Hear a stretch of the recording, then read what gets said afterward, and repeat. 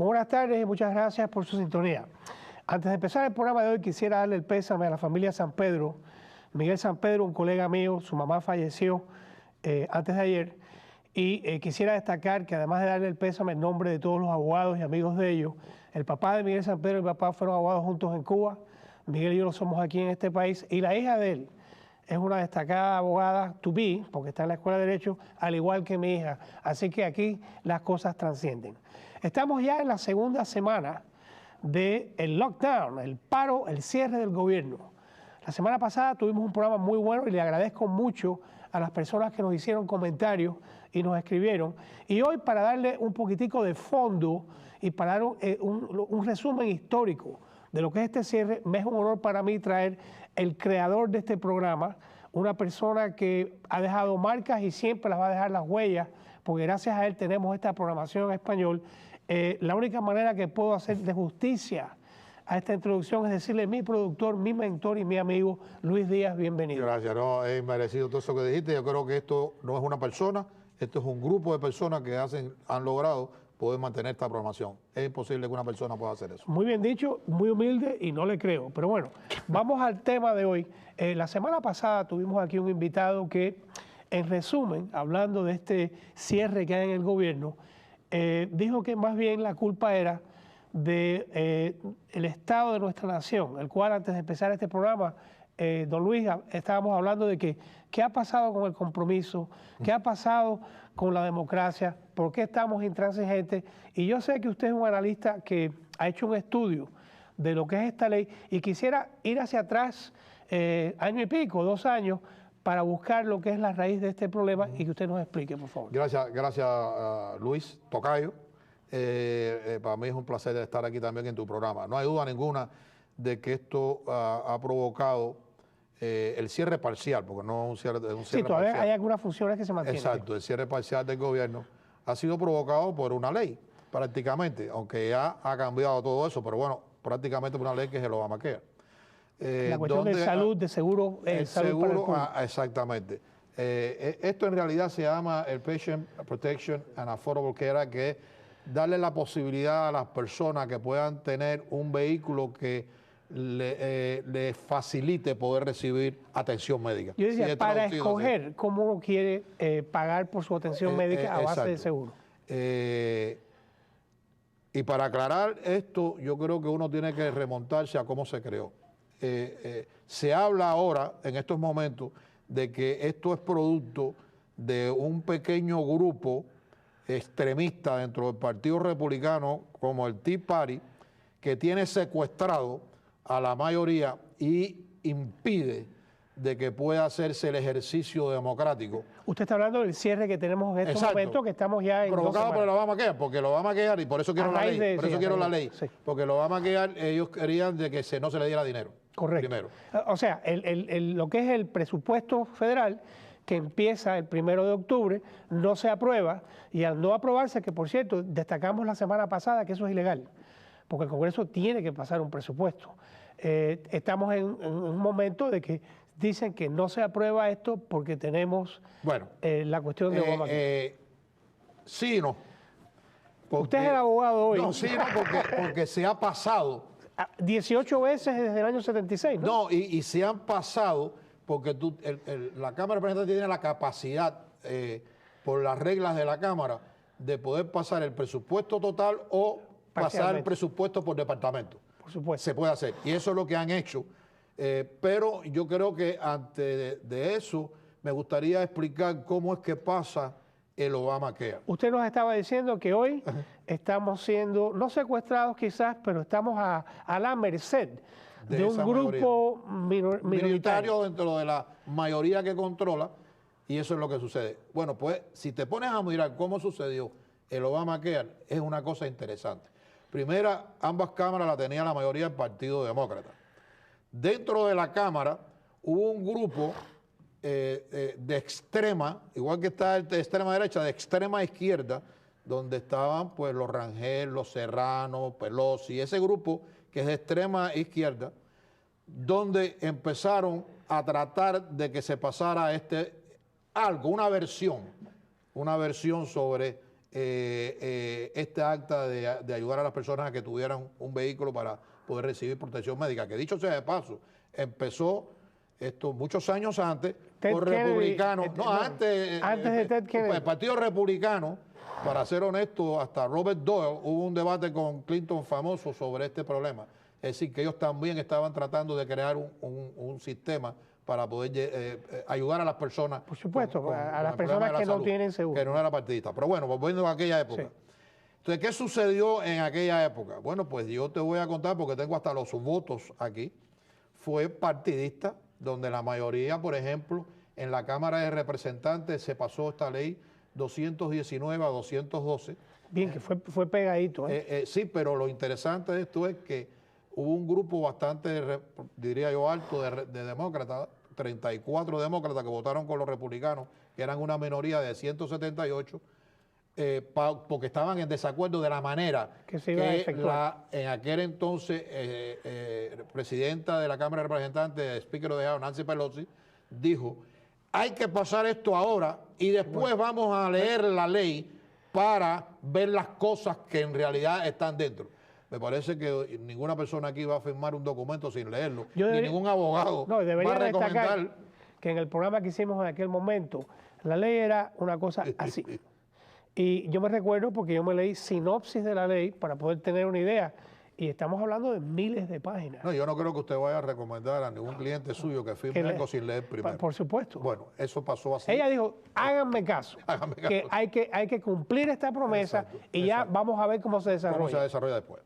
Entonces, en el Senado, la votación fue exactamente igual. En aquella época, también. No, en aquel momento habían 60. Tenía la mayoría. Exactamente. Los 60 demócratas votaron a favor y entonces habían 40 republicanos, pero 39 votaron y uno no votó. Es decir, así pasó esta ley. Por lo tanto, tenemos una ley, pero tenemos una ley, que este es uno de los argumentos de la semana pasada, que se enactó. Exacto. Y entonces usted me estaba diciendo antes del programa que desde que se enactó esa ley ya ha habido 8 modificaciones. Yo dije 8, usted me encontró 18 modificaciones. Pero fíjate, y esto sí es interesante, ahí yo creo que juega el rol tuyo como abogado, porque aquí hay 3 ramas de gobierno que están bien definidas e independientes. Es decir, hay una que es el legislativo y en este caso la Cámara de Representantes, que es la que apropia, pero es la que legisla las leyes. El Ejecutivo, que es en este caso el presidente, que la pone en vigor, que es donde está el problema. La pone en vigor y cumple la ley tal y como fue aprobada. Correcto. Y existe el judicial que espera, si hay alguna demanda o no un análisis, él va a dar una opinión si es constitucional o no. Debemos destacar que la opinión que la Corte Suprema falló en este caso fue muy interesante, porque dijo que el castigo que le daban a las personas por no tener este seguro era el equivalente a un impuesto. Exacto. Y entonces fueron a través de la rama de comercio, de cómo lo regula el comercio, que legalmente entre nosotros fue lo que decimos en inglés un big stretch. Para ver la constitucional. Correcto. Y así es como es constitucional. Pero lo interesante es que las ramas de gobierno funcionan así. Ninguna independientemente puede hacer acción y ponerla a funcionar. Tiene que haber compromiso, tiene que haber acuerdo. Ok, entonces el presidente determinó que había que hacer algunos cambios importantes, porque hay uno de ellos que es el mandato a la empresa privada a que se implemente, que tiene que comprarle el seguro a sus empleados si tiene más de 50. Oye, acuérdense, los estados si no aprobaban el programa, se les aguantaban los fondos, que eso tiene... Pero la Corte Suprema dijo que no podían hacer eso. Por supuesto. La Corte Suprema sí vio eso, dijo que no se podía hacer. Es que por eso es que yo creo que existe el balance, que es lo que hace esto tan increíble, lo que está pasando ahora. Pero lo interesante es esto. Entonces, si el presidente, una rama, yo no quiero hablar del presidente porque estoy personalizando, si la rama ejecutiva estima que hay que hacer esos cambios para que la ley pueda ser efectiva, algunos lo pueden analizar político porque hay elecciones de medio tiempo o no, pero que estime que no le impediría que a lo mejor se pueda desarrollar la ley y lo hace. Entonces, ¿por qué la legislativa no va a tener la misma capacidad de poder hacer esos cambios? Pero como el presidente es el que las ejecuta, él se autodetermina de que tiene la capacidad para hacerlo. Se rompe un proceso democrático, creo yo. Bueno. Porque fíjate, muy buen punto, pero fíjate, cuando Teddy Roosevelt mandó la flota norteamericana a Asia en los tiempos de Doña Seré, lo hizo sin el permiso del Congreso, que era el que le tenía que dar el dinero. ¿Y sabe lo que dijo Teddy, no, verdad? Bueno, nos quedamos sin marina. Ahí hay la seguridad del país. Correcto. Y en eso el general de 6 estrellas, yo le llamo, es el presidente de los Estados Unidos. Entonces el presidente de los Estados Unidos tiene el derecho, si estima de que la seguridad del país va a estar en peligro, a poder actuar. Y ahí sí tiene la base legal para hacerla. Pero la razón pero fíjate, la razón por la que te hago esa colación es porque desde que Carter fue presidente, ha habido, la semana pasada eran 16 pares cierres del gobierno y sin embargo siempre hemos tenido arreglos. Recuerdo que cuando se hizo un paro, cuando Reagan era presidente, Reagan trabajaba con Tip O'Neill, que por cierto, ahora acaban de escribir un libro sobre el tema. Y lo que vemos que está pasando hoy, que me hiciste la analogía a la guerra civil, y esa analogía tiene cierto mérito porque las partes no quieren hablar. Bueno, mayormente las partes, y quiero ser justo para hablar del tema y no de los partidos, porque ahí ese es el problema. Fíjate que digo las partes. Pues, ese es el problema que tenemos ahora, que yo le llamo, polarizado. Yo le llamo en vez de partido tribus. Cada tribu está enfrentada una con la otra, y yo creo que eso sí es un peligro para esta gran nación. Es de que han habido cambios desde el comienzo en la Cámara de Representantes de la exigencia para evitar de este cierre parcial que tenemos, que hoy son 10 días, estamos a 10, son 10 días que estamos de cierre parcial. Pero no vemos en el futuro cercano. Te voy a explicar por qué yo creo. Te voy a explicar por qué yo creo. Y el Senado, que tiene la mayoría, pues determina de que ellos no van a aceptar si no es de esta manera. Es decir, se rompe el ciclo democrático porque estoy imponiendo lo que yo creo. Entonces, si yo estoy imponiendo lo que yo creo, ¿cómo le quieres quitar el derecho a la mayoría de este lado aquí? No, a que no haga lo que quiere. Por supuesto. Entonces, estamos haciendo lo mismo. Entonces, ahí es donde yo creo que viene la parte importante.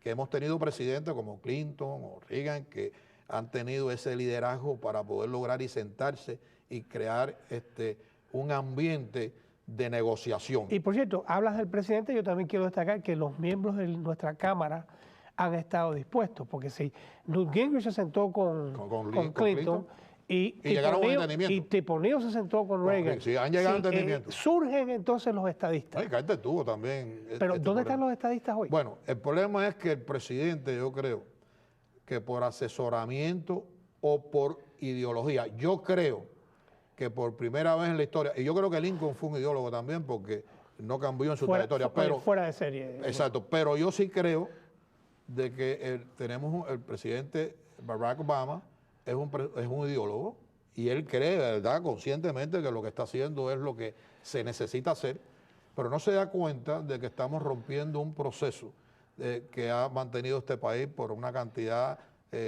por más de 2 siglos, el país más poderoso del mundo. Y se rompe la negociación, porque él dice, yo estoy dispuesto a sentarme a conversar. Después. Ahí está. Entonces, yo no creo que cuando usted vaya a negociar algo con alguien, lo haga después de que ya pasó la situación. O sea, hay que negociar antes de que pase esa situación.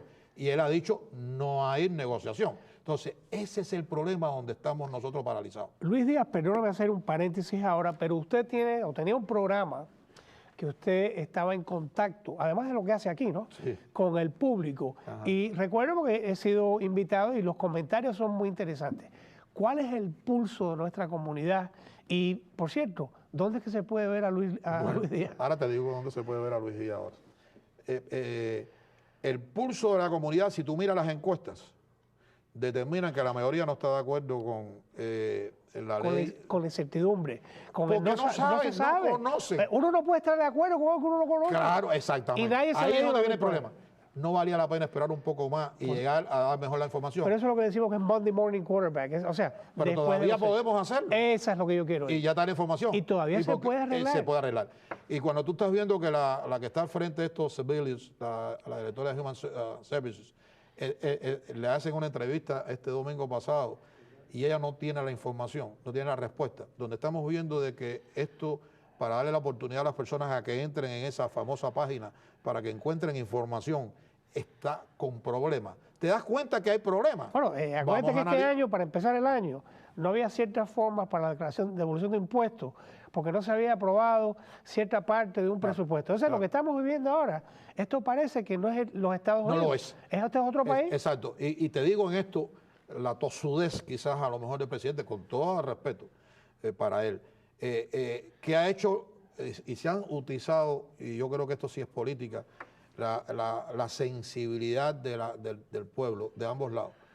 Cuando, por ejemplo, se dice no tengo dinero para los parques y los veteranos se quedan fuera, pero sin embargo se abre el Congreso no, el Congreso se le sigue pagando. Pero si, no, hasta el gimnasio.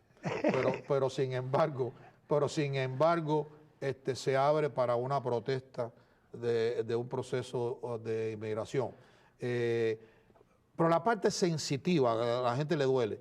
Y entonces se han pasado resoluciones, la Cámara, individualmente para darle dinero, para que no se pare, a las áreas de preocupación. Bueno, están los niños, que creo que de aquí a una semana los fondos de WIC se acaban. Esa es la que da el programa que da leche. Pero ya tienen, ya está aprobado en el Senado. El Senado lo que no lo quiere es leer. Claro. Y tiene la mayoría para poder decir no se atiende. Antes de ir a la próxima pregunta, ¿dónde es que no se puede ver a Luis Díaz? Bueno, Luis Díaz. Bueno, yo ahora comencé a través del programa del abogado John Ruiz.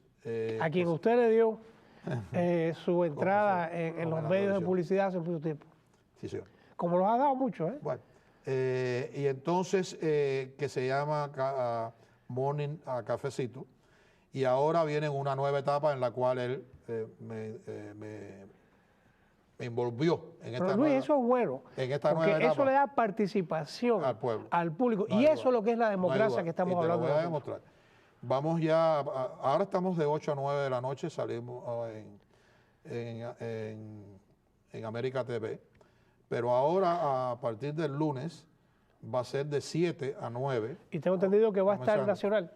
Porque lo va a recoger Azteca. Por Sirius, Sirius, la estación de esa de internet, que es nacional. Sale por RHC también, que es local, y va a estar también en TV Azteca y en América TV. Lo felicito y le voy a decir que es posible que las opiniones que usted va a estar oyendo no sean las mismas de esta comunidad, porque somos diversos. Sí, y va a tener acceso a través del internet también, de la posibilidad de poderlo hacer, y todos los medios medios de comunicación social. Con su permiso, yo le invito a todo el mundo a participar y les voy a decir por qué.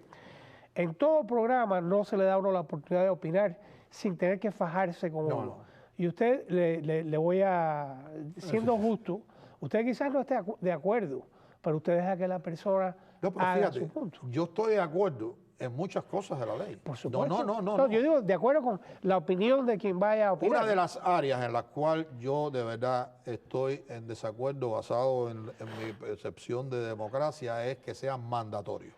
Bueno, porque usted tiene su derecho a usted mismo seguir su felicidad, la libertad, y cuando el gobierno se impone, muchas personas con razón dicen, oye, este es el principio de un régimen totalitario. Lo que pasa es que como seres humanos, a veces, si no se nos obliga a hacer ciertas cosas, somos capaces de no hacerlas. Pero fíjate, y ahí es donde está el balance. Es cierto lo que tú dices, pero una de las personas que dice, pero ¿qué pasa desgraciadamente con los pobres que no van a tener lugares donde existen esos lugares para poder ir? Nadie se va a quedar sin asistencia. Hoy en día, porque hablaba la gente de los pobres que están indocumentados, hoy en día en esta ley no acoge a las personas que están indocumentadas, se quedan igualitos como estaban antes. Es muy interesante que usted diga eso porque las personas que no han leído, que por cierto, nada más que eso hace el 99.9 personas de la población, no han leído la ley. Exacto. Y ellos están en contra básicamente porque Obama está a favor. Y esto, mi papá me decía que en Cuba, en la pelota, no eran fanáticos de La Habana y no eran fanáticos de las Almendares, eran anti-Habana y anti-Almendares. Y eso es lo que está pasando. Eso es verdad, y es triste que suceda así. Y yo creo que lo importante es buscar el beneficio. Yo no quiero que ningún ser humano que tenga un poco de sentido común pueda estar en contra de que se rechace a una persona o se le cargue a una persona una cantidad de dinero enorme porque ha tenido una enfermedad persistente. Yo no creo que ninguna persona con sentido común no esté de acuerdo con eso. Yo estoy de acuerdo Por supuesto. Yo estoy de acuerdo con eso. Oye, pero ese es el criterio. Este país antes se decía que era un país cristiano, y ahora sea cristiano o no sea cristiano. Eso de que al prójimo hay que tratarlo como uno quisiera que se trate a sí mismo, yo creo que es parte de lo que es nuestro sistema de ley. No hay duda. O sea, yo no creo que debería haber opresión. Pero no se debe de legislar eso. Se debe de educar a las personas para que... Fíjate tú que si tú lees en esta parte que estás hablando tú, sí. Ya entraste en el aspecto religioso, también te dice, y lo ves en Corintios, también te dice que tú no puedes obligar a la persona para que dé. Entiende que la persona dé sin ser obligada. No, es más, el reinado del cielo está abierto para el que escoge. Exacto. El que no quiere no está obligado a hacerlo. Pero Luis, siguiendo la analogía, muchas leyes, y eso está bajo, este es un programa de derecho, lo que es la parte policíaca, no de policía, sino que el Estado tiene el derecho a proteger a las personas de sí mismas. Entonces, por supuesto que nadie le debería decir a alguien cómo ser padre, sin embargo, tenemos leyes cuando las personas no son aptas para eso, que hasta le quitan los hijos. El derecho dice que después de la pena de muerte, el castigo más grande que se le puede dar a un ser humano es quitarle los hijos. Me he ido en una analogía, pero vamos a volver a esto. Pero siempre ha habido sentido común, compromiso, se escuchan las partes. Esto usted me estaba haciendo la analogía de que se parecía a la guerra civil. Sí, no es de tiro, pero sí es no una a ese guerra nivel. civil. No, pero lógico, porque una de las cosas, fíjate que cuando la guerra civil era de unir a todos los estados bajo la unión, pero darle su independencia. Los sureños decían no. Exacto. Son los derechos míos que me los estás quitando. Exacto. Entonces, o sea, es el mismo argumento. No, pero los fans muy inteligentes le dieron independencia a los estados para que pudieran ellos tener esa independencia para poder llegar al compromise, al entendimiento para parar porque fue la guerra civil de los Estados Unidos fue atroz. Entonces, eso es lo que yo trato de explicar. Entonces, ¿qué pasa? Cuando ahora vemos que el gobierno federal está tratando de eliminar lo que los founding fathers hicieron de dar independencia a los estados, tratando de federalizar una serie de comportamientos, porque no solamente es en eso, pasó con el Common Core que está pasando en el sistema de educación, donde se utilizó que están hablando ahora de que dicen que ahora para pasar esto, el presupuesto me están ¿cómo le llaman? Me están... ¿Obligando? No obligando, me están como manipulando para darme, para que yo obtenga lo que yo quiero, manipulándome, obligándome para que yo lo haga. Y ahora en el Common Core, ¿qué es lo que sucede?